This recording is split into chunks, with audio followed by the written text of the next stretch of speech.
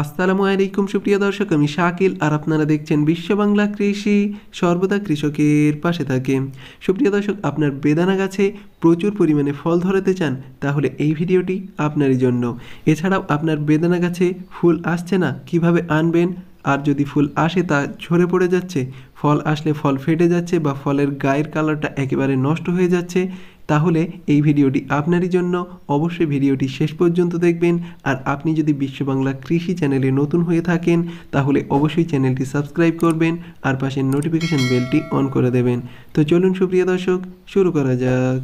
সুপ্রিয় দর্শক, প্রথমেই যে কাজটি করতে হবে সেটা হচ্ছে গাছের গোড়ার অংশটা পরিষ্কার পরিচ্ছন্ন রাখতে হবে, তাহলে রোগ পোকার আক্রমণ একদমই কম হবে আর আগাছা দমন করতে হবে।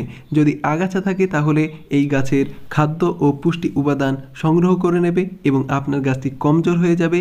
এর ফলে আপনার গাছে প্রচুর পরিমাণে ফল পাওয়া যাবে না। এজন্য সর্বদা গাছের গোড়ার অংশটা পরিষ্কার পরিচ্ছন্ন রাখতে হবে এবং আগাছামুক্ত রাখতে হবে। সুপ্রিয় দর্শক, গাছের গোড়ার অংশ দিয়ে যদি কোনো ডালপালা বার হয় তাহলে সেই ডালপালাগুলিকে কেটে দিতে হবে, না হলে আপনার গাছের আকৃতিটা নষ্ট হয়ে যাবে এবং বেদানা গাছে 1 ফুটের মধ্যে কোনো ধরনের ডালপালা নেওয়া যাবে না, তার উপর থেকে গাছটি ঝাপালো করতে হবে, তাহলে এটাতে প্রচুর পরিমাণে ফলন পাওয়া যাবে।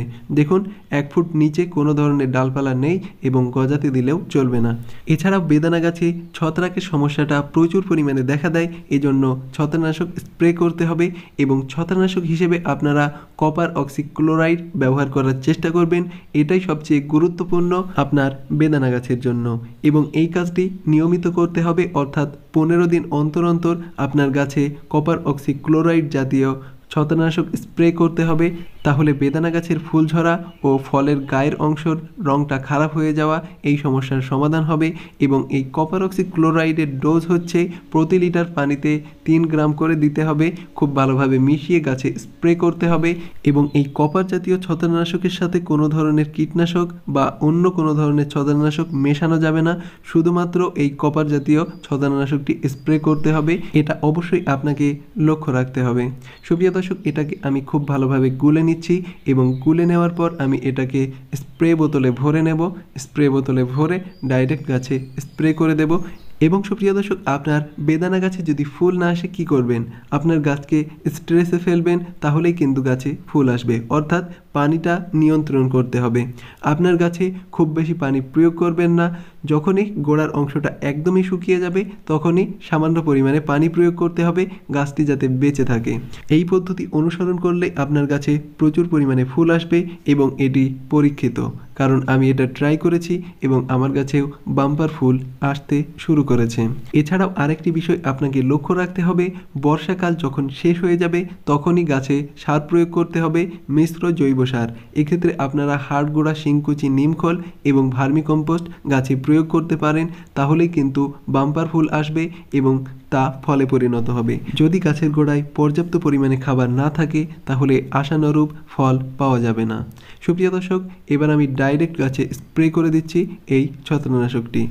অবশ্যই এই কাজটি নিয়মিত করতে হবে, অর্থাৎ 15 দিন অন্তর অন্তর বা 20 দিন অন্তর অন্তর আপনারা এই কাজটি করতে পারবেন, কিন্তু স্প্রে করতেই হবে এবং কপার জাতীয় ছত্রাকনাশক স্প্রে করতে হবে।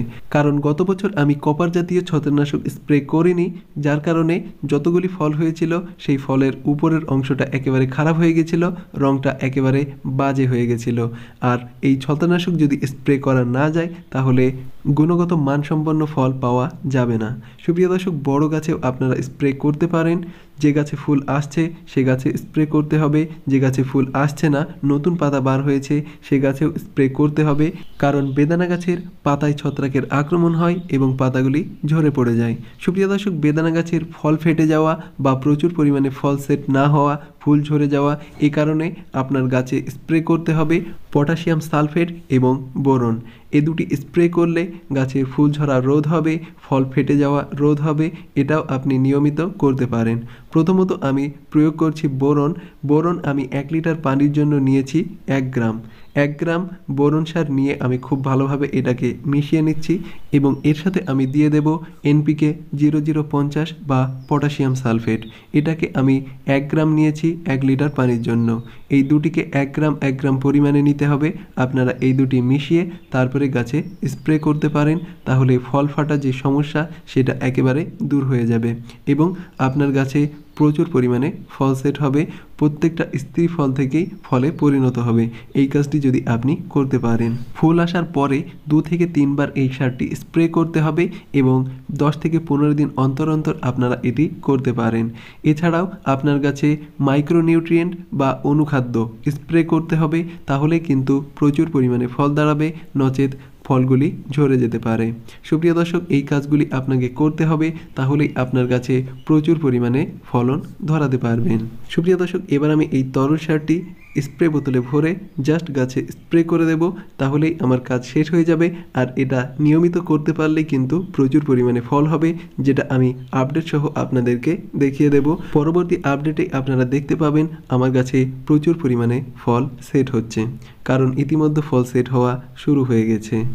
সুপ্রিয় দর্শক, একটা বিষয় সবচেয়ে বেশি দেখা দেয়, ফল সেট হয়ে যাওয়ার পর ফলের নিচের অংশটা পচে গেছে।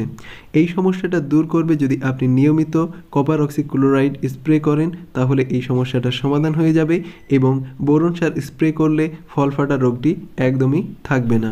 এছাড়াও ফল ঝরা রোধ করতে NPK 0050 স্প্রে করতে হবে, এছাড়া মাইক্রোনিউট্রিয়েন্ট স্প্রে করতে হবে, তাহলেই কিন্তু আপনি আপনার গাছে পর্যাপ্ত পরিমাণে ফল পেতে পারেন। সুপ্রিয় দর্শক, এভাবে আপনার গাছকে পরিচর্যা করুন বাম্পার ফলন পাওয়ার জন্য। আশা করি আপনাদের এই ভিডিওটি ভালো লেগেছে।